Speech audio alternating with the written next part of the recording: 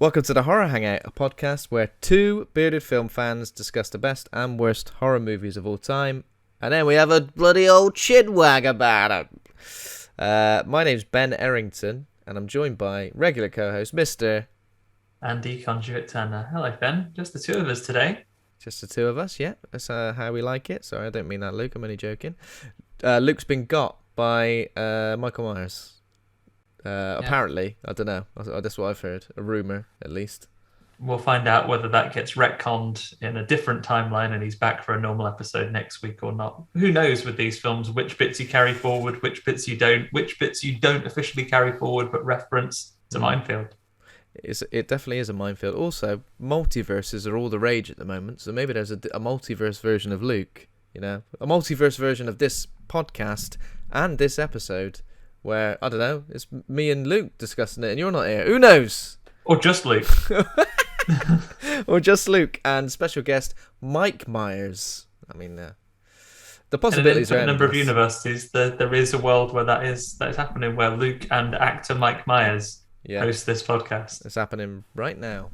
So there we go. We're doing a bonus-ode. It's been a little while since we did one of these. But this is a new type of bonus-ode where we're going to do a franchise ranking / countdown of all the movies of a famous horror franchise. We thought, what better place to start just before Christmas than with Halloween? Yeah. Halloweeny. Indeed. Although that being said, in our defence, we thought about doing this around Halloween, but it's a busy time of year.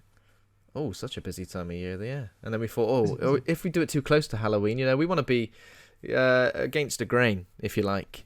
Do it for Christmas. You don't come to the Horror Hangout, especially not the bonus episodes, because you want the same as everyone else has. You're like a different cut of cloth. That's what you fancy. A different cut of cloth. So this is obviously off the back of Halloween Kills, which we reviewed in October. Was it October? October, yeah, it was Halloween-ish, wasn't it? Halloween-ish. Like a week or two before Halloween it came out. Yeah. And I think we worked out that I'd seen pretty much all the Halloween movies, needed to catch up with a couple of them. You'd seen pretty much all of them and needed to catch up with a couple of them as well. Luke wasn't too sure which ones he had and hadn't seen. So we thought, let's try and do a little countdown so we can try and see. I guess it'd be interesting to see what the similarities in the lists are between ours. Also, patrons listening to this, or anybody who's listening to this, watching it on YouTube, tell us what your favourite Halloween movie is and why. Because I'm sure it's going to be different. It's a point of contention, I think. Because especially when Halloween Kills was released, I saw a lot of people talking about certain films that they held dear and other films which they completely disregarded. Some I was a little bit like, hey, what? No way. Like Season of the Witch gets a lot of love, which is good. And H2O, I think, recently has been getting a little bit of love. I was surprised. This is one I rewatched. I went through the whole series, in fact, with the exception of the newest ones, because they were quite fresh in the mind already. But I didn't dislike H2O. I think it has a lot going for it. I mean, how you rank it will depend on if you're a Ladies Love Cool James man or whether you're a Busta Rhymes man, I guess. But and it's those whoever you prefer. It's those distinct categories you fall into. Yeah, there are two types of people in this world: a Cool James or a Busta Rhymes. Yeah. Also, interesting to see the difference of masks between each movie because, it's a pretty simple design, really. It's a William Shatner spray painted white, essentially. And the fact that they look so staggeringly different in almost every installment is quite impressive, I think. Yeah, I think the starkest change, and we'll come to it, is when it comes back in number 4. Yeah. And it's like if you were to buy this Halloween costume, it would be like, it would have like a non-copyrighted name when you picked it up. It would be like, oh yeah, it would be Mr. like, Shape. Yeah, Mr. Shape, scary Halloween mechanic, scary seasonal mechanic, Michael, the scary seasonal autumn mechanic. Could they even get away with Michael? Would it be Matthew, the scary seasonal autumn mechanic?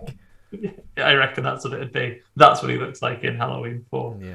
But, What I do appreciate about Michael Myers throughout this franchise is his commitment to his brand.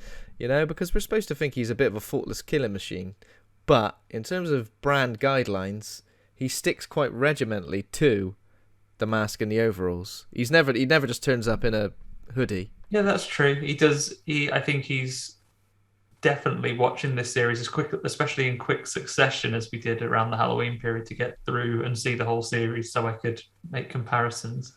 You're right. Very, very strong branding in even the Rob Zombie ones, where he's out of his things. His first mission is right. Got to get into costume. Slightly different. Slightly different with Rob Zombie actually, because I think there is a moment where he's got some level of hood on. Right in number 2, he very quickly tries to get into his standard gear as he goes along. The other thing you get from Mike Myers as you go through this, obviously unusual given his namesake and his famous work as sexual tyrannosaur Austin Powers. A lot of big incel energy comes from this Mike Myers in this one. Definitely, yeah, 100%. And also, I think we discussed virgin energy, but there's one of these installments which pretty much confirms he's got a kid, right?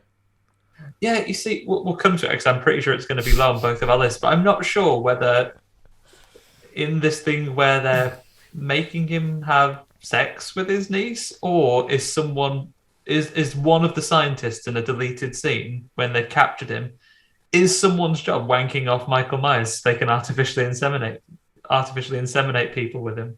Oh, I've had a tough day at work. Don't talk to me about it. All right? Don't talk to me about it. What have you been doing? Just wanking off a psychopath. Yeah, just been wanking off Mike Myers all day.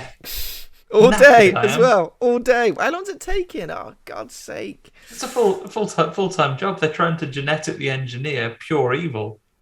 Yeah. So can be difficult. There you go. So obviously there are 12 installments in this franchise. We could have waited until Halloween Ends and done a nice complete thing, but I know Halloween Ends will come out, and then the week it comes out, we'll find out about a new reboot. Yeah, it isn't going to end.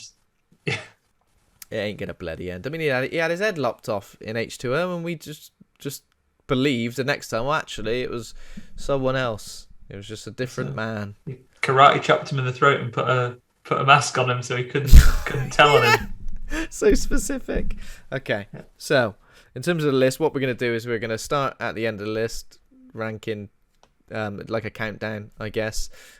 Discuss a film like when it first appears on either of our lists, and obviously we'll just skip over once the repeated films start appearing, if that makes any sense. Sounds a bit complicated now, I've said it out loud. It'll make sense as we get to it, guys. You'll catch on. Yeah, but I guess what we'll touch on as well is like obviously when the film was released and what timeline it exists within, because there are a couple of timelines going on. Some that obviously newer movies have retconned older timelines as well. So yeah. So we're going to start right at the bottom of the list. I think we'll look at the list in full at the end, but yeah. Should we go for your number 12 first? Yeah, I will tell you that my number 12 is 1995's Halloween, The Curse of Michael Myers, which I believe is Halloween 6? Halloween 6, yeah. They got rid of the numbers on this version. Halloween 4 and Halloween 5 had numbers, but Halloween 6 has just gone, hang on a minute, are we getting a bit confused? So... yeah, just Halloween, The Curse of Michael Myers. Interestingly, when I noticed the release date of this film, it's like just before Scream came out and kind of like completely rewrote the rules, the rule book for slashers. Yeah, that's probably why the rule book needed rewriting, I would imagine, as well. And this one, we just touched on it. This is the one where we have, there's a baby that he's after, and it's the baby that he's had with his niece, who was a really interesting and good character in 4 and 5, and they kind of write it off that she's been missing for 10 years, impregnated with a Michael Myers baby, has a baby, and then is killed off in the first bit. I mean, highlights, of course, Paul Rudd makes an appearance. Charming man, not aged a day since he was in this film. No, but he hasn't. Yeah. Maybe he's aged half a day, but not a day, not a full day. Yeah, might need a shave now, like it's getting towards the afternoon, but Yeah, he's still looking good. So in terms of my rewatch, this was one that I've seen before, but for this batch of like rewatches, I guess I didn't even bother because I think I was all Halloweened out by the time it happened. I think I watched all the ones I hadn't seen up until Halloween, up until the actual 31st of October, and then about 2 weeks later I thought I've got to watch number 6, and then I kind of thought I'm kind of over it. I don't know if I don't know if I can go back and watch it because I remember not enjoying it. So I mean, if I remember enjoying it, it would have been a completely different. But the fact is, it kind of takes the mythology of Michael Myers and completely upends it, introduces some very questionable stuff with just a cult that really this is the cult that whose job it is to wank off Michael Myers and impregnate people with it to get the ultimate evil baby. I got a job in a cult. Oh yeah, what is it? Don't ask. The things they do to initiates. The cult. Something to do with a thorn. Something to do with like a thorn. Yeah, cult. The thorn is a bad thing. It means that it's something to do with like pagans and so on. Someone's there, just like, come on, I'll be in the inner circle any day now. Just got to put up with this a little longer. Jesus. Wow. I just remember this one being really boring. Pretty much like Dr. Loomis, isn't it? Donald Pleasance, isn't he? He's still picking up a check. His last movie in the Halloween franchise just feels like a bit of a bummer in terms of like how you say goodbye to that character in this. So yeah, disappointed. Paul Rudd is all right, isn't he? He's in it. Yeah, Paul Rudd's fine. He's Tommy, isn't he? So of course he's Tommy. Yeah, so Tommy. He's in one of these timelines. So have you been looking into this, Ben? Is this in the same timeline as the original? Oh God, interesting. You say that. You think I should have researched this particular moment. So I think it does something similar to 2018, where it retcons 3. I mean, you can't really retcon. So it must assume that 4 and 5 happened because the niece is 4 and there 5 definitely happened. Yeah, so I think this one goes from. No, actually, I think this is within the same timeline from the original. So Halloween to 2 to 3. Well, not really 3. Halloween to 2 to 4 to 5 to 6 is like the official. That's the official lineage, isn't it? That's the official. So that's the original. That's the original run that they consider. And would this be the end of that original run, or does H2O falls into that as well? So it's like no, H2O doesn't. So H2O follows on from 2. Okay, so that's a branch of the timeline. Yeah, that's what. But this is where this one ends. Exactly. Yeah. There we go. Yeah. So just what a way for it to end. Dodgy mask. A moment where like not Rob Zombie. I'm literally looking at Rob Zombie's face. That's why I said that. A moment where Michael Myers like stops being a mindless killing machine by like some stones being like a circle of stones around him, as if that like breaks the possession / curse or something. Do you remember that? I don't even remember that bit now. It just was a lot of things happening. There's a cult. There's Loomis tries to have a chat with him and talk him down at some portions of the previous one. It looks like there might be a way to reach through him, but what the real solution is Paul Rudd absolutely shooting him full of tranquilizers and then beating shit out of him with a baseball bat. That's how he goes down. Have it, and is that how it ends? Pretty much with him. Yeah, pretty much. They just go. So he's not dead. It's not like he's definitely dead. Yeah. It's a bit of a damp squib for to finish, isn't it? It's a bit like it's run out of steam. It feels like it's picking up a new angle, but doesn't really go very far. And I feel it really undercuts the value of some characters that have been built up really strongly. Like it's a poor ending for the Loomis character, who could have gone out in much more style in any number of other installments. Although an interesting direction that they are picking up some of the old characters from the original story, now adults, that they would then lean into so heavily in the likes of Halloween Kills as well. Hoovering them up, realizing that this franchise hasn't really got anything going for it in terms of characters apart from like 4 people. So it's just going back and going, right, who can we have? This person nobody cares about. I think there's a lot to enjoy from like I think 4, 5, and 6 as a trilogy kind of has its merits. I think if you just watch 4, 5, and 6, it's got some stuff going for it. Obviously 6 is definitely the weakest, but yeah, I don't think you should disregard it as that. I guess you'd call it the story of the niece. What's her name? Jamie. Yeah, I think that's for me. That for me is why I didn't like 6 as much, because it kind of throws that character away a little bit. Like, she is in it for the first 15 minutes. Like, she gets got really early on, then Paul Rudd finds the baby and goes, I'll keep this. I'll keep this baby. Finders keepers, losers weepers. See you later. You get weeping, Michael, but you get weeping. So obviously the actress who plays Jamie is great. She's great in 4, she's great in 5, and obviously just to kill her off is bloody disappointing. Her name is, what's her name? Forgot her name. Danielle Harris. That's it. Yeah, and probably one of the better bits when she returns in another timeline later. Oh yeah, of course. There we go. Okay, so that's my number 12 as well. So I guess now we're moving on to number 11. Go your number 11, Ben. See if we're the same or different. Go for that. So I've gone for Halloween 2, but the 2009 Rob Zombie Halloween 2. Maybe we're a little different in that one. I'll tell you what mine is when we come to it. But right now, my Halloween 2 for me is only slightly higher up at 11. So let's get into it. Okay. So Halloween 2 is just if Halloween 6 is boring, Halloween 2 is just like nonsense. I find it's just like so much mad stuff sort of happening. It's a different actor playing Michael Myers as a kid, so that's like kind of jarring. Yeah, especially as films that want to be so closely linked together. It's only 2 years later. I mean, what happened? Did the kid like grow to like 6 feet tall in those 2 years? Grow a foot or two. Yeah, and obviously you got what's her name? What is her name? Sherry Zombie. Is that her name? Sherry Moon Zombie. Sherry Moon Zombie. It didn't sound right because it didn't say the moon bit. As Michael's mum, who's like so minor in the rest of the movies. The fact that they've made her like such a huge prominent figure in this movie is kind of silly. And obviously the horse. Yeah.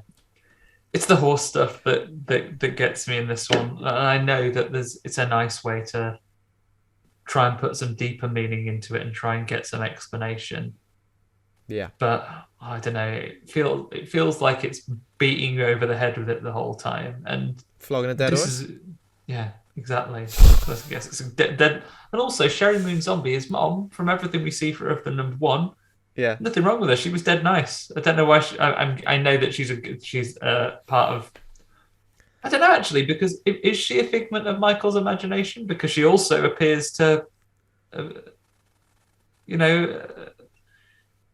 appears. This is another one I didn't rewatch this time around. So my memory of this is quite foggy. Yeah, I don't know. I think I have a problem with this one. The problem I have with this, it goes across both of the Rob Zombie ones, and we mentioned it in another episode as well. My problem with Resident Evil when we watched that in last week's main feed episode. I need a little bit of difference in the characters. The problem I had with Resident Evil was that everyone is a bit of a dude and is a bit crap at their job, and no one is just professional and good. In this one, it's that everything has to be a little bit seedy and a little bit grotty. Yeah, a little bit abusey. A little bit edgy. Yeah, and a little bit abusive. Like there isn't anyone that probably doesn't belong on the sex offenders register in the entire thing. Yeah. And then like even Laurie's character, who's Laurie, I was reaching for that name because it feels so much of a departure from the Laurie Strode character. She now is it's bizarre, teetering on the edge of insanity all the time. Led to the ending of this movie where she also sees Sherry Moon Zombie, who she would have never remembered meeting. No, never have met. She's in the barn, is that right? Yeah, she's her in the barn, and she goes, "Oh, you should be a lunatic now as well." And then I'm not sure, does she get shot? I don't blacked it out. Does she get shot at the end, or whether she's just captured? But it's definitely implied that, you're a Michael Myers now as well. And I can see what you're doing. I can see what you're going for. I'll defend to the death your right to do it, but it didn't work for me. And a bit like other things, the things I have a problem with this franchise, it's less so. So I think, especially when we look at these lower numbers on the list, it could feel like we're being very critical, and some people might go, "Oh, you're disrespecting the franchise." Andy, it's not. Like, I actually think you should have more respect for your franchise when you're adapting it, and just making characters take massive left turns and making everything grim and horrible. Yeah, it just makes it a less enjoyable watch. I couldn't watch this for fun. I had to keep being reminded that Laurie Strode was Laurie Strode, and every time I thought, "Oh, that's Laurie Strode. Oh yeah," and I always had a moment where I was like, "What?" It just didn't seem right to me. It really didn't. And obviously, the cast is obviously got the classic, the standard Rob Zombie people. Malcolm McDowell as Loomis, I think he's fine. Yeah. Brad Dourif, obviously we covered. Chucky recently. Himself. Oh, Mr. Chucky with his Child's Play. Tyler Mane as Mike Myers is like a big imposing force. Serious unit of a man. You probably couldn't knock him over if you ran at him. Yeah, he's a big Mike Myers, and in its defense, it has some brutal kills in it, like the bit in the strip club. Yeah, it's terrible. I mean, as a visceral piece of cinema, it's very well made, but it's just not a pleasant watch. Reminded me of Halloween Kills in a way where it felt aimless at times. Felt like that with this one, if I remember right. But yeah, that's my number 11.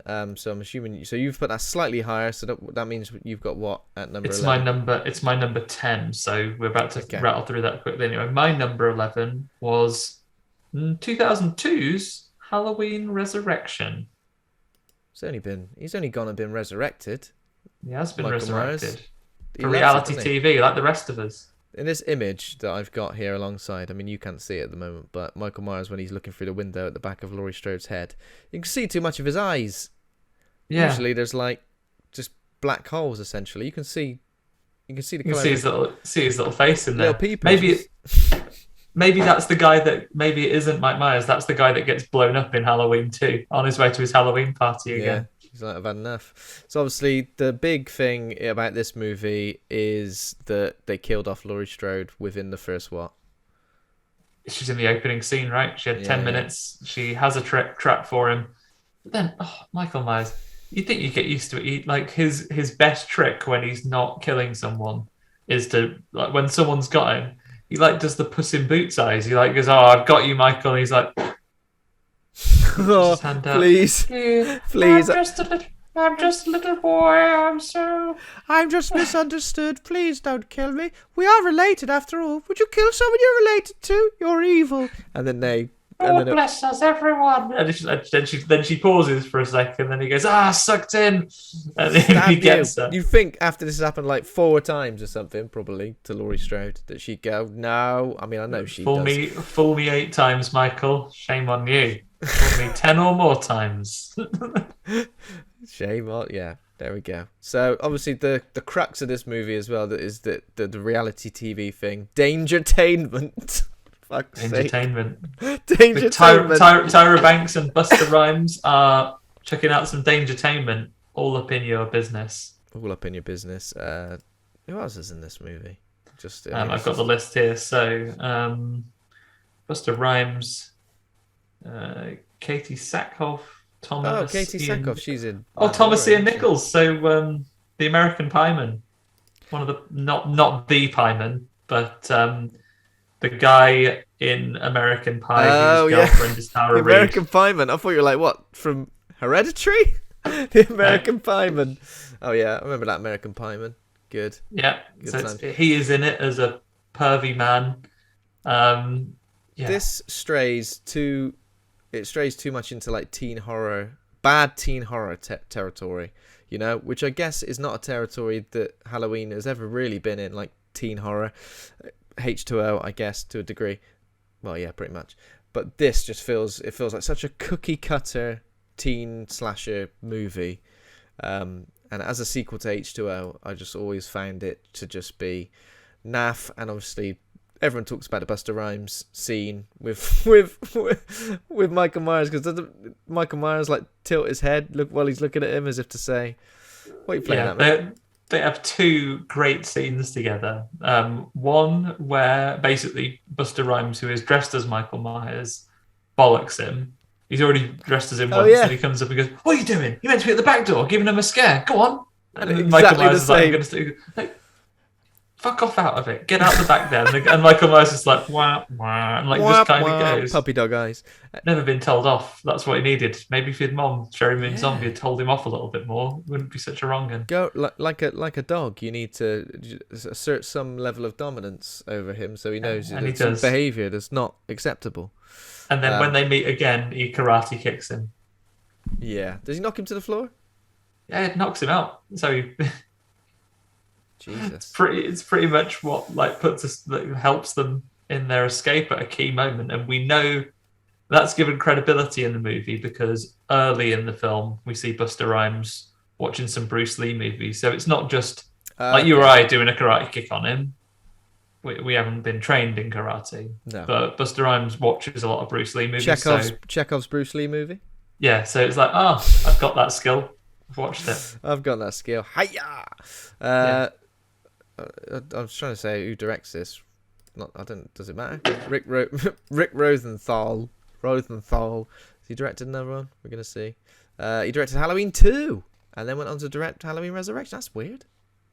Yeah. You know what? Like, Rick Rosenthal also stars as the professor. Okay. In it, I don't remember a professor in there. I'm guessing he just won like a cameo when they're at the uni. Yeah, I see what you mean, Ben. It's got that teen. It's got the teen slasher energy to it. It's got kind of like grubby, lower budget kind of that horror element to it. It does feel like a bottle episode of a TV show where they don't want to spend that much. They're all in this one undecorated house that they're milling around in. It reminded me kind of washes over you. Like the reality TV horror. I don't know. I just find it. Saw, is it Saw 2 when they go a bit reality TV horror? Yeah. In it. Yeah, where they're in like a little house. Yeah, a bit like House on Haunted Hill remake as well, where there's somebody filming constantly. I don't know. Just I remember never really being a huge fan of this one. So that one is. So that's your number 11, and it's my number 11 happens to be my number 10. And if your number 10 is Halloween 2, the Rob Zombie one, that's a nice little that's all tidied up, and we're at number 9 for both of us. Yeah. Do you want to go for your number? I don't even know whose turn it is. I can tell you that my number 9 is the first Halloween by your friend of mine, Robert Zombie. That's your number 9. Okay, sorry, I was looking at the wrong list. 9. Okay, your friend of mine, Mr. Robert Zombie. So that one is a bit. I've ranked that a little bit higher. I say a little bit, like I guess quite a way higher. But we'll discuss it for now before I reveal the number. Yeah, this is again. I don't think it's amazing. I don't think it's the best of the franchise, but I kind of enjoyed the like attempt, I guess, to be a very different. I think it's a solid adaptation. It takes a lot from the original and just expands on it. Seeing Michael as a kid is a bit strange, especially before he's like a mute. It is kind of strange, but I think it's kind of cool. It's kind of interesting. It's different, I think it's needed. If this turned out to be just like a remake and it was pretty much the same sort of plot as the first movie, then I think it would have struggled. The fact that Rob Zombie added a lot more of this colourful stuff, and again, the grungy, grimy, abusive side of it is still there.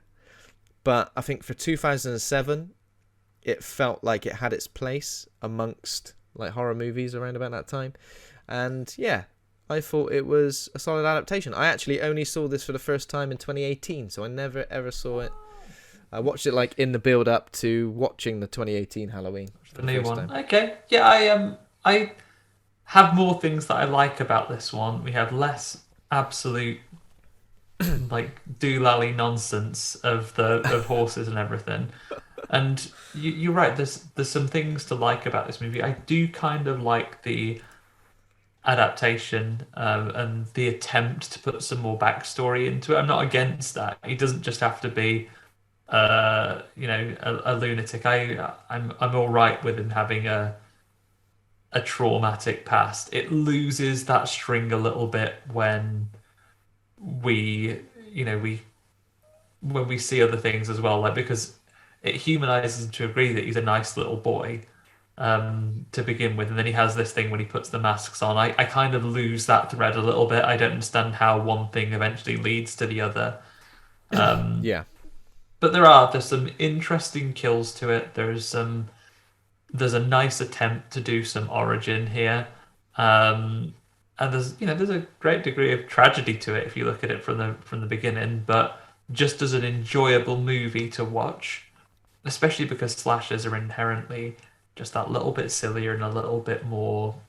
I feel it lacked a bit of joy and glee as part of the, and it seems weird, like joyfulness in that there are teenagers getting slashed up into mince, but like I think it takes itself all very seriously, and I think the everyone being a little bit abusive again, even in a film that has a dark tone, there is room for people that are just nice. There's room for people to be a little bit nicer, and also it kind of freaks me out a little bit that we get like a sex scene with someone who, watching these chronologically, was a little kid in the last movie I saw her, and I was like, oh, this is odd. Oh, yeah, of course. Yeah, very odd. And I was like, oh, I know in reality between these films we made 20 years has passed, but I watched you as a little kid, like in a couple of movies ago, and this is weird. Yeah, very odd. It feels like it's a double-edged sword, I think, because on one hand, it's like having Michael Myers have a bit of a fleshed out backstory where you see him as a kid and spend a lot of time with him as a kid and kind of understand the kind of life he led before he lost his shit. That's interesting, but at the same time, it kind of does take away the mystery and the mythology of that character. Like when somebody gives the Joker a name, an occupation, a backstory, people he loved. It makes you feel kind of like, oh, really? I mean, I'm going to be thinking about that all the time now, rather than thinking, oh my God, he's terrifying. There's literally nothing he wouldn't do. He's a walking killing machine. It is just, I see what you mean. It is kind of like, oh, I had a bad time this one. He was a wrong un before, though, because he killed that rat in the first scene as well. Oh, yeah, that rat. Poor little rat. He didn't do nothing. Maybe you should go to prison for all that time, Michael Myers. And it has got like sympathy rescinded. And it's like both Rob Zombie movies are like trailer trash. They've got like a trailer trash fetish, haven't they? Yeah. Yeah. And again, I put it to you, Ben. I mean, I don't know anyone personally that lives in a trailer. I imagine some of the people that live in a trailer as a home, just totally normal, nice people. I'm going to make a very brave statement and say that I don't think everyone that lives in a trailer is an abuser. Interesting stance to take. But yeah, very brave. I know. I agree. We've seen. I think it's just one of those things where in cinema, and in particularly horror cinema, there's like a certain classism. What word am I thinking of? Yeah, like it's like classism. It's a bit classist in a way, where it's like if people are, it's like, oh, where did these serial killers come from? Oh, they were born and raised in a poor household, So obviously they were full of abusers. They were full of. I think it's lazy shorthand for what was, in many ways terrible practice in the olden days when it was based on, you shape your victims and your killers based on gender or race or anything like that, but then it feels like shorthand. I haven't got to change the way I write and do it in a more interesting way, but I'll make it in a less problematic thing. I'll make it about someone's social class that's driven this terrible life that they've had and the choices that they make and how they are as people. Sorry, I just realised I hadn't changed the image the whole time. The whole time we were talking about Rob Zombie's Halloween, we had a picture of Laurie Strode with Michael Myers staring at her from behind a window. Going, you needed to get a good look.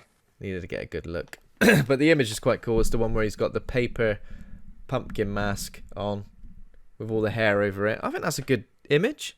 Yeah. It's got a big Kane energy in that one, I feel. Oh, yeah, definitely. Big Red Machine energy. Before, I was going to say before he put on the weight, but he looks pretty imposing either way. So, what number was that? That was my number 9. Number 9, okay. So yours higher, so it's your 9. So my number 9 is Halloween 5. The Revenge of Michael Myers. Very weird mask in this one. Looks like the Halloween mask was it on a hot wash, and it's shrunk and warped and gone all a bit weird. Yeah, very, very strange. I felt like it just ran out of ideas because at the end of number 4, there was so much promise with Jamie killing. I don't think she killed her mum. Actually, she just stabbed her, didn't she? Just give her a stabbing. Just gave her a little Just friendly banter. stabbing. But I thought that sets up a lot. Imagine Michael Myers milling about, and you're like, shit, there's Michael Myers over there. And suddenly, from behind, a little girl dressed as a clown. Yeah, she behind had a little clowny mask on. Imagine if you joined, like he could, if they teamed up, she could go on his back and ride on his shoulders, and he could throw her at people. Great Streets of Rage character energy going on there. Yeah. Little duo. So I felt like it just ran out of ideas. It took something that was an interesting idea at the end of number 4, pretty much just completely abandoned it. But I will say again, Danielle Harris is great. I think she's a great actress, and I really do feel her, even though it's like she making the most of her having a telepathic link in some way with Michael Myers. Yeah. I didn't like so much. I didn't like it that she has a telepathic link, and I think she's better at acting when she's allowed to talk. She spends a lot of this one being like shock mute, doesn't she? Yeah. Where she had a big surprise, and then spends time going and like Loomis like shaking and going, Jenny, you gotta tell me what the Loomis is pretty horrible to her, like at all times, pretty much. It's like at the end of his rope. He's been doing this job too long. He's at the end of his bloody tether. He's like, he just needs to go and retire somewhere because he's just getting bogged down with Michael Myers. Always shaking around because she can't talk. Give her a piece of paper. Let her write this stuff down. Give her a piece of paper. Okay, so that's my number 5. But she recovers from that though. But yeah, again, I'm with you on this one, Ben. Like I have it a little bit higher on my list. Again, it's got some good kills to it. There are some good moments to it. But mostly it's a feeling of disappointment. I guess this is what Halloween has been doing this to us long before people had problems with the new Star Wars trilogy. It's like something gets set up in the previous film, and then the new film starts, and someone goes, "Nah, not that. That thing that you were thinking this is going to be. Well, we couldn't put a film you'd all predicted, so something else. We're not going to pay out on that one. Yeah, we'll just get it back to the status quo." It is frustrating because films, especially like nowadays, films are so keen on setting up sequels or trying to start movie universes, shared universes and stuff like that films are always trying to think ahead, and it's so frustrating when either they don't pay out on them or the next film doesn't get made, because then you're just like, well, you kind of tarnished what could work as a standalone thing by going, oh, actually, what if, I don't know, I was thinking of The Mummy with Tom Cruise, what if all the other ones came into this? It feels like it's the opposite of like a challenge that you might have. It was a group of friends of mine used to like have a little writing exercise where what they would do is they would take it in turns to write a chapter of a story that they were doing. And then they would set up an event or and they were writing with individual characters. So they would set up that their characters had put the others in a difficult situation. They had defeated them or, they'd done these things, they were going to win. And then the other person would, they would try and carry on from that, and they'd write the next chapter and solve the challenges that someone else had set for them. It feels like they're playing a variation of that, except instead of taking that challenge and, improv classes, they're not yes-anding the ideas. It's like the subsequent writer-director has come in and gone, right, how quickly can I shut down what has been set up in the previous movie and get rid of it? It's almost like I want to take creative ownership of it, so I'm not going to carry on anyone else's idea because, maybe the person who wrote the previous film didn't want them to, or probably not that. They probably just want to do something different. It feels like they very quickly try and shut these things down, and that's the disappointment of Halloween 5. But there are some creative kills in it. Yeah, some of the kills are all right. So now we're down to number 8, which for you is... my number 8 is Halloween Kills. Halloween Kills. So obviously, if you want to hear me and Andy, alongside Luke, discuss Halloween Kills at great length. Then listen back to the episode we did in October on the main Horror Hangout feed. But I think the reason it's so low for you and me, actually it's a little bit higher than 8 for me, but the reason it's number 8 for you, I guess, is just a fact it was a major disappointment. Yeah, like, again, I can say positives for it. I think it's a modern film, so it looks great, and they've spent money on it, so it looks very good. Like, looks wise, kills wise, it's imaginative, it's well delivered. But two things: one, I don't think you should be able to make a horror sequel and very boldly on a big sign that you're outside with saying, I'm ignoring all of these previous ones. This follows on from the sequel that I made that follows on from just the original. I'm ignoring all of these other things that came in between, all the other things that the franchise devolved into, but then reference half of them from a billion different timelines so hard, and be, bringing back all those characters. So Tommy's back. He's not Paul Rudd this time. Tommy's back, and you're leaning into all these legacy characters and so on. And then the other thing, and maybe this is more an emotional response versus the filmmaking response, I feel like it was an overreach. It's clear that they had an idea to bring back Halloween and then have Halloween Kills, and this reeks of something that was in the middle. They strung this idea out because they'll make more money making 3 movies than 2. And I left that movie with the way it ended feeling that my time had been wasted, because what we've done is spent 2 hours getting to exactly where we were at the end of the last one. Yeah. Which is I've got to bloody change these pictures every time we do it. Halloween Kills. Yeah. I pretty much agree with you entirely, and I think since I've had longer to stew on it, another... Or angry. more like proper indifferent about it, like, oh, what? It's almost like really reduced my interest in going to see Halloween Ends now. I mean, I know I will, but it's really made me think, like, if I'm doing a list of, here are my most anticipated movies of 2022, I don't think it's going to get anywhere near it, just because of that. And after Halloween 2018, I was so hyped for Halloween Kills. Yeah.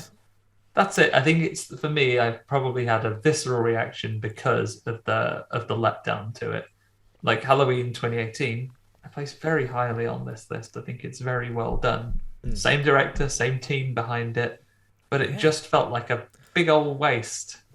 It was the middle movie of a trilogy, and it essentially didn't need to exist. It's like, right, okay, if the first of this trilogy is this big event, and the last of this trilogy is a big event, don't just go sticking a movie in the middle to make it a trilogy just because you want it to be a trilogy. Yeah, I don't know. And I'm also throwing out there as well, spoilers for this movie, by the way, if you haven't seen it, but I guess the one major event that might happen is that the mom, so Karen, maybe she dies, but actually I don't see I see her get stabbed. I don't see her get like smashed like the other people do on camera. So I'm not even fully committed to say that she's going to be dead. She might still be about in the next one. All Michael wanted to do was have a look out of his window. Yeah, everyone's invincible, just like Michael. That's the truth. So that was your number 8. That was my number 8. How's your number 8? My number 8 is Halloween H2O, 20 Years Later, which I didn't watch this time around, but I did watch in 2018. So again, I think I went on a bit of a kick for Halloween movies before the 2018 David Gordon Green film. I just remember having so many cheap scares, and I guess it was the year it came out, 1998. There were a lot of big violin shrieks when there's pretty much any scare, and I think it happens half a dozen times. I think the finale is pretty great. I think for the first time, it really starts to hint at what came in 2018's Halloween, which was that Laurie Strode really knows her shit when it comes to taking on Michael head on, and she wants to kill him. Whereas I think, obviously, in previous installments, well, she'd only been in 1 and 2 up until this point, but she was pretty hell, just wanted to get away. Leave me alone. Yeah. Go away. What a quiet life. So for this time was the first, and it's got a lot of interesting people in it. Actors from who really like. So it's got Josh Hartnett, Joseph Gordon-Levitt, Michelle Williams, LL Cool J. So it's a very 1998 film, and it's nice that happens exactly 2 decades after. It's great that we got that. I did watch an interview recently with Jamie Lee Curtis where she said the only reason she came back for this movie was so she could kill him. So who knows what conversation they had between this one and Resurrection, where he went, "Oh, sorry, actually, that person you killed, just another bloke, just Bob Robertson." Just the guy that had been, and this is that they reveal that in the start of Resurrection, don't they? It's not in H2O. As far as we're aware, she's lopped his head off at the end of H2O. But it's just the paramedic with a poorly throat. It's a cop out though, isn't it? Because imagine that. Because 1998, we wouldn't have been getting every single thing about the movie being made on the internet, would we? So for a lot of people, not even seeing the trailer, but seeing the movie in theatres was the first time they heard the explanation for why he wasn't actually dead. And I can just imagine the disappointment that you must have felt when it was just like, oh, it was someone else. Also, he glue his head back on? Michael Myers has been in, he's been in an asylum since he was like 6 or 10 or whatever it was when he does his first murder. So he's been in this asylum this whole time. Why are we to assume that he has like a Sherlock Holmes brain where he sees that paramedic goes, yes, crush esophagus, render him incapable of speech, put my mask on him, then I will quietly slip out the back, and then he then executes that big old plan. We need an explanation where he's like explaining it, and all these visuals are coming onto the screen, and it's just like Sherlock style. Goes into his mind palace and works out how he's going to escape from this one. But I watched this again as we went through, and in my memory going into it, Halloween H2O was going to be lower, and it's going to be one of the poor ones. But then watching it, I had a lot of fun with it, and I think I could watch this more than obviously the ones I've ranked lower on this list. It's I'm in a slightly different position to you, Ben, but it's not far away, kind of in the mid-table here. And I think if I, brutally honest, hand on heart, I like 1998. 1998 is a safe place for me. Very nice. It's very nice place to be there, isn't it? There's Josh Hartnett, there's Michelle Williams. All right, guys. I think nice to see you. I've rated it a bit higher than like 6 and 5 because there were times when I felt like a bit bored. And even though H2O I don't think is by any means perfect, I don't think you call it a boring film, And again, maybe that's the fact that it's a 1998 movie, so you kind of remember. I remember seeing this like I didn't go to the cinema to see it because I would have been 12, but I think I remember watching it on like one of those movie streaming website, movie like cable channel where you could pay for it. I think I saw it on that. You're watching a bit of Sky Box Office. Sky Box Office, or like Front Row or something like that. And I think I remember like getting my mum to pay for it and like watch, like making a bit of an event out of it. So I always get your friends around, get and watch it, and like think of it as well, like absolutely more so than almost any other entry to the franchise. This cast is bloody all stars. Look at this: Jamie Lee Curtis, Josh Hartnett, Michelle Williams, JGL, LL Cool J. They're all there. I think you'd want to, wouldn't you? Like, Halloween is literally 20 years later from the original, one of the biggest horror movies ever, one of the biggest box office successes ever. You'd want to be in the sequel. And I'm sure it did great at the box office. Yeah, as well. I feel like it did great. And what was that? Your number 8, Ben? So that's my number 8. So we both said our number 8. So your number 7. My number 7. We'll rattle through the next couple then, because my number 7 is Halloween 5. My number 6 is Halloween H2O. So let's do another couple of your numbers, because my number 5 is the next new one that you haven't covered yet. So my number 7 is Halloween Kills. Yeah. So we've already discussed it. Obviously, my number 6 is Halloween 2007, the Rob Zombie one. Yeah, we already done that one. So we're both on number 5. So we're both on number 5. Yeah, so where are you at? Number 5 for me is Halloween 4. Is that the return of Michael Myers? Yes. He's only bloody back. It's back again. He's back again, Mr. Renegade Master. So Halloween 4, The Return of Michael Myers, 1988. So there's been like a gap of... Well, we haven't seen Michael Myers since Halloween 2 in 1981, obviously. And the Halloween movie before that was Halloween 3, which was 1982. So we've had 6 years with no Halloween installment. Mask a little rest. Mask is a bit weird as well here. I'm just looking at the image of it now. Hot and fresh and like a bright white. Yeah, it looks like it's just come straight off the... I don't know, like someone's made it from memory. It looks... You know what I mean? Like someone's gone, I'm going to make this. Like someone has drawn a picture of Michael Myers, and then I think it's one of these... Like, it looks like the mask of... there's a trend right now of like the Goan movie posters of these things, and it's bizarrely drawn like images that are from the film because they draw them without having seen the film yet. It looks like the mask has been made from that. Yeah, 100%. It's very strange. But this is the first one with Danielle Lloyd as... Sorry, mixed a name. Jamie Lloyd is the character. Danielle Harris is the actor. Isn't Danielle Lloyd like a glamour model who possibly went out with Teddy Sheringham? I have no idea if there is a real Danielle Lloyd in any reality. But yeah, Jamie Lloyd is great in this one. Sometimes you'll see a film with a kid at the centre and it's very annoying, but he's got a sweet little face. You feel sorry for this little kid. I feel like if you were in this thing, you'd be like, I'll leave it out, Michael. Piece of shit. I know you're a baddie. You're a big edgelord. You stop trying to kill kids just because they're related to you. It's not their fault. Yeah, I mean, it's a weird reason I'm going to bloody kill everyone. One note I made on this was not terrible. Not terrible. The mask is naff. It feels like a sort of back to basics sort of film.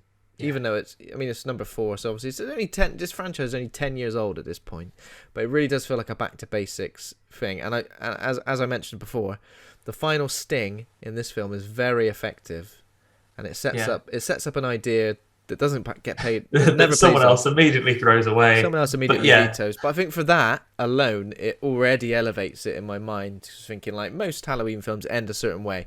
Michael Myers, almost called him Mr. Halloween then.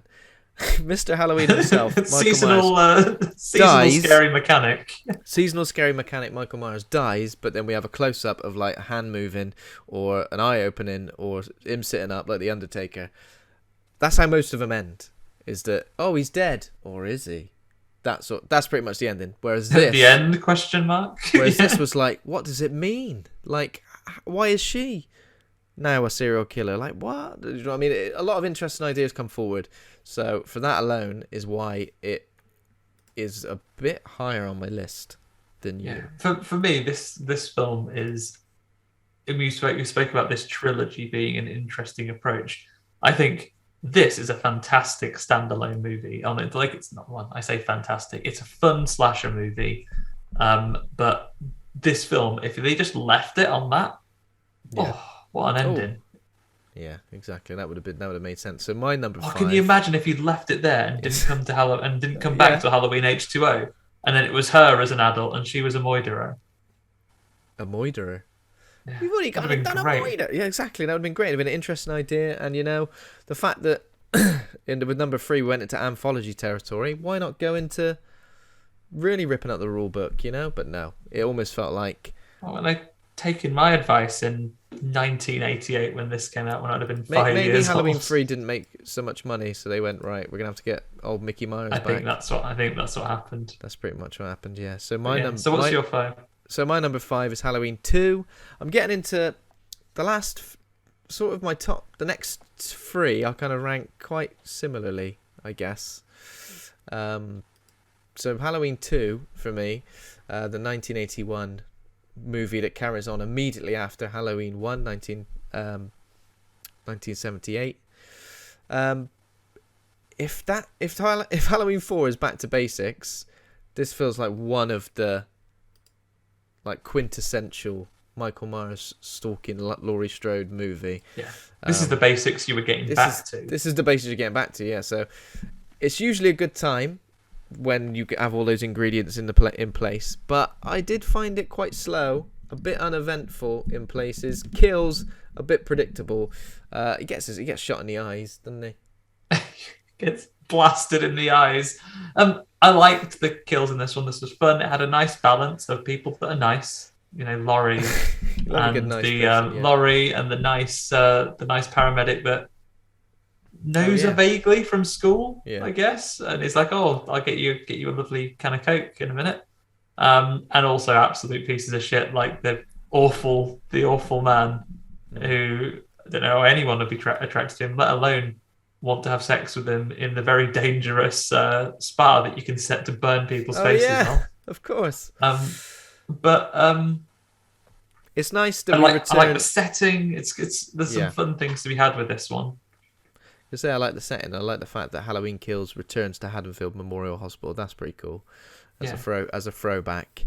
And I like the carry on from straight afterwards. It's cool that I think this is a cool little thing that it's like, hey, a slasher movie finishes and people go to the hospital, and it's nice that it carries on from there. And it's like this is immediately afterwards. Donald Pleasance as Sam Loomis is getting to.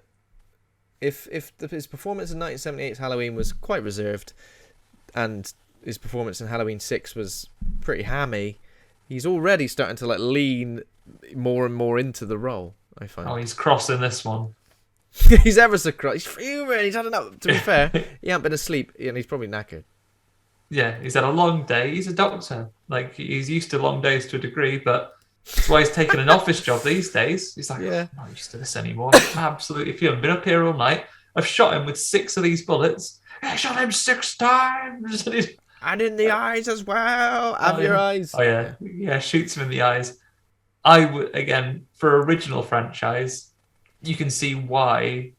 And I read apparently John Carpenter didn't like how this film came out. He wrote it, but he didn't direct it. And he didn't like all of the place it came out. But directed by Rosenthal, who we discussed earlier. Directed but by he too.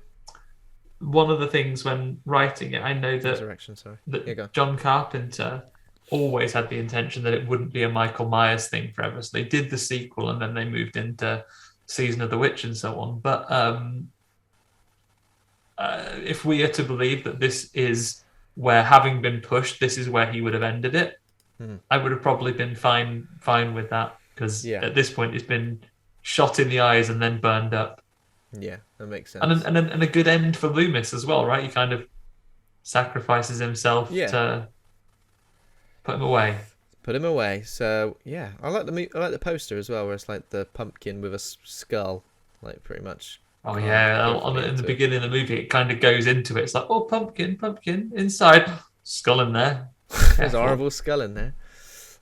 So you've ranked it similarly. You've ranked it at number 4. That's my little list here. Yeah, so Halloween 2 is number 4 for me. And Halloween 4 is number 4 for me. So interchangeable. I think Halloween 2 and 4 I could easily interchange.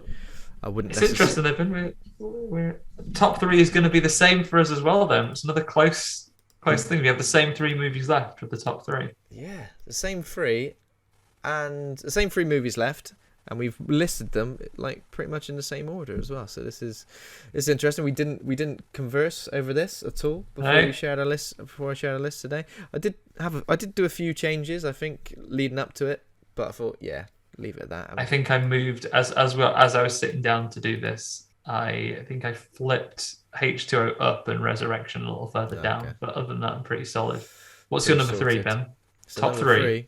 Starting with the top 3. Is Halloween 3, Season of the Witch. My number 3 as well. Your number 3 as well. There we go. Obviously, a complete unique movie in terms of the rest of the franchise. It's the only one not to feature Michael Myers, and it's the first of what I guess was intended to be a series of anthology movies. And I'm guessing that it obviously just didn't do so well, wasn't as well received. Directed by Tommy Lee Wallace, who directed the It miniseries, Fright Night Part 2. I think this film is properly iconic, And I think it's become much more of a cult movie over the last, I guess sort of 10 years or something. People really do like this film. They like the concept. They like all the visuals that go alongside it. It's just a nice, fun, interesting film. I'm sure they could have called it something else easily. But if I thought that the next 5-6 films of Halloween were going to be anthology movies, I'd be invested. It's got a bit of it's got a bit of like a Goosebumps feel, but like an adult Goosebumps, where horrible, violent, gory things do happen. Yeah, like it's still to this day quite a unique premise for it because it's so out there. So you've gone from a spooky slasher man going out and killing babysitters and the like to a very, very high level version of the scheme here. So a man who makes robots thinks to get the kids for a bloody good joke, he robs a bit of Stonehenge and uses the magic Stonehenge rock to put into masks, which when they hear a special signal will summon ghoulies and like creepy crawlies from the creepy crawly dimension into the mask to kill kids. As I say, for a joke, because he's like, it's all about playing tricks on people. Is Halloween? Loves you good use it to appease the gods. So this will get them. Those kids won't see this coming. Tom Atkins is in this, obviously, like around about the time, sort of like horror. You mean he was in everything, wasn't he? He was in. Talked about him in Maniac Cop. Maniac not too long Cop, ago. The Fog, Creepshow. Is he in Prince of Darkness? Have I imagined that? I was gonna say he's in Prince of Darkness, but maybe I have imagined. Hey. I think I've imagined that. I think I've imagined it. I'm looking now. So yeah, obviously this leans more into the supernatural side of things. And is there a suggestion that Michael Myers exists in this universe though? Halloween is on the TV. Yeah, so that's right. Halloween is a film in this universe. So this is a separate. Maybe this is set in our timeline. Yeah. So it's an interesting concept, and it is a fun film and a quintessentially Halloween film, I'd say, because it really focuses on Halloween as a holiday and it being exploited by somebody for well, not really gain, but evil. Exploited by someone for evil. I like this one. We were talking about just before we hit record on this bonus. I think we should do an episode on this one because it's a unique thing and we can chat about it and actually go through with Luke's assistance, of course, to find out at what point do we think that the daughter, when was she a robot from? Yeah, okay. Yeah, you need to put like a time code in there and work out what's going on. And also like really quite menacing, horrible ending. Yeah. Right? Because the ending of this one is that they've got it off most of the channels, but it's still playing on one. Yeah.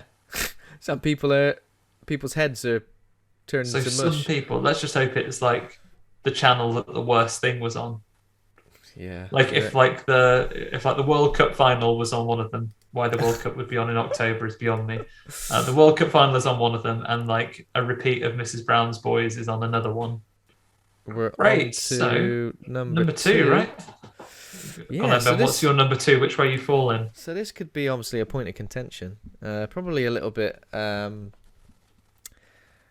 Would you say a little bit controversial from both of us? Possibly? Oh, are we both the same? I'm not sure I recall your list. It might be controversial. It might be controversial. I'm standing by it. So my number two is Halloween 1978, the original. The same. The movie very same thing. We've done it. And you're the same as well. Well. Interesting. I mean, you could get two people with completely opposite, varied tastes for a podcast, but that would be no fun. Yeah, we've fallen on the same. Yeah, we've fallen on the same on this occasion, and I'm willing to stand up to this. And I think we can straight away recognise that, by process of elimination, it's the 2018 Halloween that's going to be both of our number ones. And I think you can recognise that doesn't exist without this one. In fact, a lot of movies don't exist without this one. Yeah. But we'll come to why the other one comes up top later. But for me, really, really solid intro. This is the pure idea of what the character and what the events are. And it's very well done. So many iconic scenes. The way that you see him, Mike Myers, appear in the background here. The scene in the cupboard, and John Carpenter's very deliberate decision to not explain everything and just have it be he's a bad man. Yeah. And the score as well, I think. Yeah. John Carpenter's score. Obviously, it gets repurposed during a lot of the rest of the franchise. But I think here it feels that it's most pure, and I don't want to use the word basic again, but it like really does feel like probably at the time it didn't feel so basic, but because so many films have replicated this sort of like stalker slasher, killing babysitters, just walking around stabbing people, and like and like the sort of boogeyman aesthetic as well. Yeah. It feels like it is a trailblazer in its way, and I think you got to respect that. But also, I feel like this is one that I would be more interested to return to than many of the others, just because of its status as like. You can put this on. It's got that status. It's got that familiarity, but also the fact, as you say, Ben, things that you would recognize as cliches later are things that this movie really drove forward in the first place and made the tropes that they then grew into. And John Carpenter does it very well. Yeah. And Jamie Lee Curtis is I don't think it wasn't her first movie, but it was one of her first roles, and became like a scream queen icon thanks to that. So yeah, and obviously you can understand in the way that Halloween Kills replicated some scenes from it, or replicated the same time frame as when this film was supposed to be taking place, is that like people still hold it dear and think of it as that iconic. I think that's what we're talking about. The films that are higher up on my list have got like so many iconic moments and visuals that you really sort of remember, and the ones that are much lower on the list are things that you've seen dozens of times before. But yeah, this is the one that started it all, and I think we're gonna we covered it on the podcast. I think all three of us did, didn't we? Yeah, I think it was one of the early times when I joined you guys as a guest, as we got towards the top of the first top 50 that you guys began working through. Yeah. So that is that one's in the books, and you've just reminded me, Ben, like of Halloween Kills. Just to dwell back on it for a second, that's how it might have worked for me. You mentioned there are flashbacks to this 1979 period in that in Halloween Kills. Maybe that would be how it would have worked for me in its entirety. Set it all in the past, leave Laurie and the guys to have a little rest for a bit, and give me more background and more events that could have happened. Because obviously the timeline that the new ones run in only accepts Halloween 1 as having happened. There is no Halloween 2 with the hospital or anything, right? So that didn't happen. Correct. Because that also has the sister connection, which they wanted to get rid of.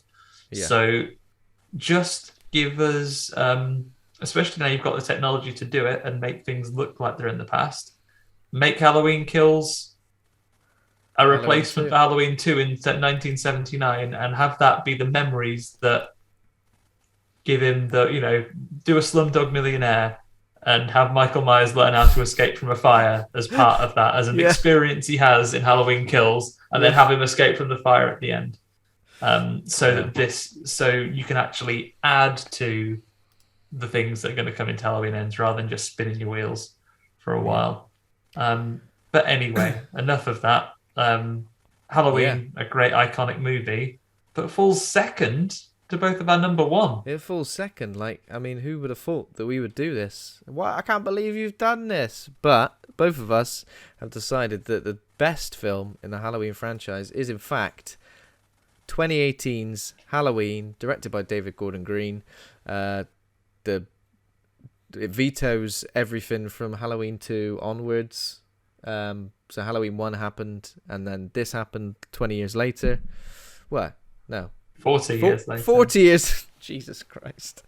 How many years? Gee, you've done it. I feel like he would have lost, in 40 years of it being locked up, I reckon he would have lost the hunger for it. He would have he would have got a nice hobby, like he would have enjoyed reading, doing a puzzle, or something. I mean, Yeah. obviously he's been working out still as well because he's an absolute beast. Taking up knitting, he'd be like Simon Phoenix getting out of prison with all these extra skills that he's picked up. What am I going to do with all these skills? Oh, don't worry, I've returned to moidering. So yeah, I think I've mentioned before, but I think the reason I like this film so much is because it gets the relationship between him and Laurie Strode absolutely perfectly right. I feel like it's what their relationship should be 40 years later, is that she's been prepping this whole time because she knows he's supernatural, tour de force, he's a boogeyman.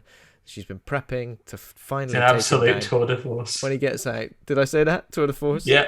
Yeah, it's great. He's an absolute tour de... Oh, I'm thinking of a pun. Can't think of a pun. He's in the Tour de France, yeah. He's in a yellow cycling kit. He looks great. I'd rather have him as a tour de force than a tour de horse, like he was with in the Rob Zombie ones. Too. There we go. Yeah. Yeah, it's great. Yeah, I follow you, Ben. Like, I think it's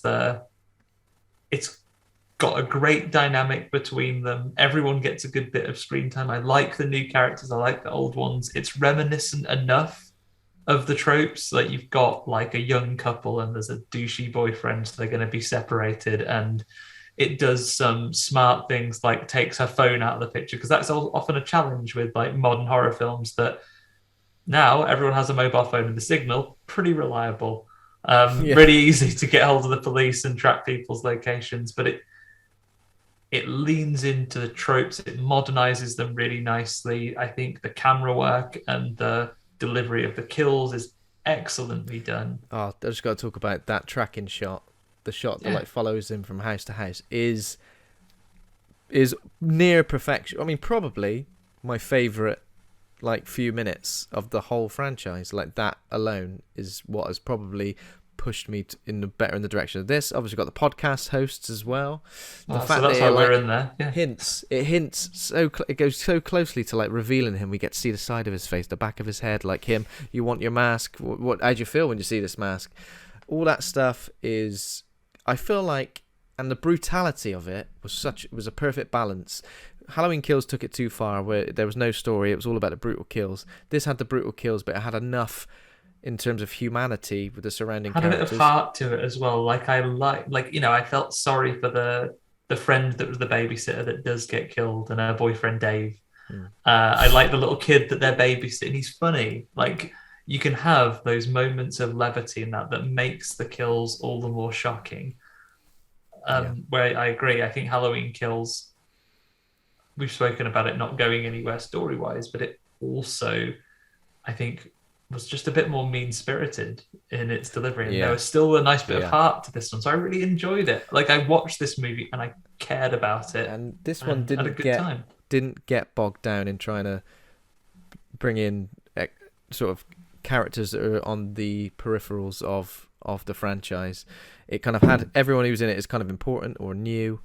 So yeah, I think it gets a lot right, and I think it's genuinely quite like tense, genuinely quite shocking, and that finale, like with Laurie versus Michael Myers, and then obviously the moment where the Laurie generations come together in dispatching Michael Myers is amazing. It's great. It's got a lot of impact. It takes the past and it also delivers a really good standalone experience for you. I would go so far as to say, not only do I rank this number one, as in if I was going to sit down and watch a Halloween movie, this would often be the one I would choose. But also, if someone was coming to me, or you, Ben, saying, "Hey, Ben, you host a horror podcast, so you'll know about this stuff. I'm going to watch a Halloween movie. Which one should I watch?" If someone asked me, I would recommend this one every time, because if you don't have, I think there's always a risk as a horror fan, and you're going through this over the years and the generations and the history. If someone with modern eyes who hasn't got this memory and this background in some of these older films comes to you and asks for a recommendation, filmmaking has moved along, and there are things about pacing, things about the way that visuals and character and everything work now, that without the memory of those things or the appreciation for what the craft was at the time or the legacy, that you can sometimes watch these things and they don't don't strike a chord. I watched a movie with my housemate many years ago now. He's significantly younger than me. I watched Alien with him. He found it really slow, found it really difficult to stick with because nothing happened for the first. Like, give them, I think if you're giving someone with fresh eyes one of these things, Halloween 2018 is the one to show them, to get them hooked in it, because I think then you could go back to the original. I think it would work both ways. Yeah, I think so. And by vetoing a lot of the other movies, you don't sort of get bogged down in this complicated lore where you're like, wait, who when did this happen? Who's this? Yeah. It's There's no like, thorn, there's no baby, there's no horses, there's none of that. it's just Michael Myers doing what he does best, which is wandering around, stabbing people up. Yeah. So there we have it. So not a lot of major differences between our ranking. I've got both of the images up now. So yeah, our top three were the same, and I think the rest were kind of like fairly interchangeable. I honestly think there's definitely a good section of those where I could swap the order of them out, and I wouldn't. I think we could do this. Maybe we'll see. I know that Luke hasn't got strong memories of some of them. Maybe you can shook it, and we can have like an amalgamated answer at the end. The ultimate horror hangout ranking. The ultimate horror hangout Halloween ranking. I mean, tell us what your favorite Halloween movie is. If you completely disagree with us, have we committed sacrilege by not including the original as the best? Because we both said. So looking at my list as well now, pretty similar. But I think I put 4 quite high. But I think coming out of 4, I felt a lot more positive about it than some of the others. I could even possibly put Halloween Kills a bit further down. Now that I'm looking at it, I've put it at number 7 on my list. But yeah, there we go. Let us know if you're watching this, guys, what your favourite and least favourite Halloween movies are. There is no judgment here. If you think Resurrection is absolutely Beezer, then let us know. Like, if you think that Halloween Kills is the best, and I've seen that there's been a huge discourse about that. People saying that Halloween Kills is their favourite one. People can like different stuff. Live your life. That's fine. Live your life. Enjoy Michael Myers go around stabbing people. You know. Yeah, and I'm sure, Rob Zombie is a popular, influential director, and he's one of those directors that people follow his body of work. There will be people for whom his interpretations of Halloween are the main ones that they follow. Yeah. And that's fine. You enjoy. This is our take on it. Let us know what you think. Plead your case, guys. Change my mind. Change my mind. I mean, I don't feel particularly passionate about some of these films. So if you love them, then great. If you hate them, also. I wonder where Halloween Ends, will feature on these lists eventually. Yeah, it's going to be annoying when it comes out because it's a nice 12 on the list. Looks lovely and neat. 13, although 13, maybe Jason will turn up at the end. Oh yeah, big multiverse crossover. There we go. So thanks very much for listening to this. If you're listening on Patreon, then thank you. If you're not listening on Patreon, you listen on something else because we early access for patrons, then consider becoming a patron because you get early access to all this stuff, which is nice. It's lovely. Sounds delightful. Patreon.com/horror hangout. Go check it out. Until next time, we will tell us what franchise you think we should do a ranking of next. Friday the 13th. Bit of Freddy. Chucky. Yeah, something else or something completely different, Tell us, and we probably Land Before Time. Oh man, Land Before Time. 100 of them. It will be there all year. It'll be a 9-hour episode, but yeah. Okay, nice one. Thanks very much. Thanks, Andy. That was fun. I will see you later, catch you later. Bye for now. Bye. Bye.